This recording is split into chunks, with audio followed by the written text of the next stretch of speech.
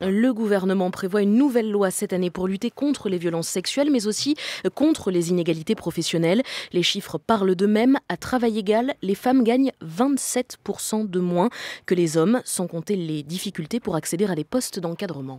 Je m'aperçois que dans les structures, il y a beaucoup de femmes qui partent avant d'accéder à ces postes de direction parce qu'elles se découragent. Parce que quand on arrive dans un environnement et qu'on est la seule, entourée de dirigeants masculins, c'est comme le caillou dans la chaussure, ça gêne. Et donc plus on ressemble aux autres et plus on se fond dans l'univers. Parce que sinon le caillou, il gêne, puis à un moment donné, tout l'organisme se met autour de vous pour l'expulser. Vous venez d'entendre Pascale Auger, docteure en robotique, directrice générale du groupe de joaillerie Mauboussin. Et c'est vous, Cécile de Kervazoué, qui l'avez rencontrée.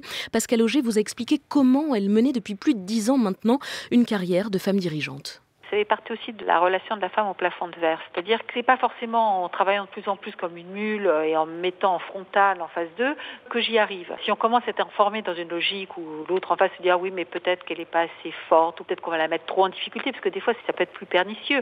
C'est-à-dire que les gens disent non, nous on veut l'aider mais on voudrait pas la mettre en stress donc on va la ménager. Pour la ménager on la laisse là où elle est. Ce qui est important à ce moment-là c'est que la femme sorte un peu de cet univers clos. C'est là où les réseaux féminins sont quand même importants parce que ça permet de pouvoir s'exprimer, donc sans risque, parce que ça permet de rencontrer, de côtoyer d'autres femmes, pouvoir s'ouvrir vers l'extérieur, regarder d'autres univers. Et là, vous êtes accueillie comme une reine et vos compétences vous sont très utiles. C'est grâce à ces réseaux féminins montés au début des années 2000 que des femmes diplômées ont pu accéder à des postes de direction et obtenir une loi, en 2011, qui impose 40% de femmes dans les conseils d'administration. Cette histoire à succès, Tony Marshall la raconte dans son dernier film, numéro 1. Réussir dans un secteur comme le vôtre, pour une femme, c'est assez remarquable. Prendre la tête d'Antea ? Devenir la première femme PDG d'un groupe du CAC 40. Derrière, il y avait l'idée de créer un effet de ruissellement dans toutes les entreprises. Mais c'était un fantasme, explique Sophie Pochic, directrice de recherche au CNRS, spécialiste de l'égalité du travail. C'est pas parce que vous avez des femmes aux commandes que vous avez une politique de transformation féministe de l'organisation du travail. L'exemple même de Walmart, c'est une entreprise de grande distribution hyper féminisée dont le modèle économique est basé sur un salariat extrêmement mal rémunéré. En fait, c'est une inégalité systémique et structurelle qui est très utile pour le système capitaliste. Pourtant, depuis 2014, la loi impose des amendes aux entreprises qui ne respectent pas l'égalité en termes de salaire, de carrière, de formation.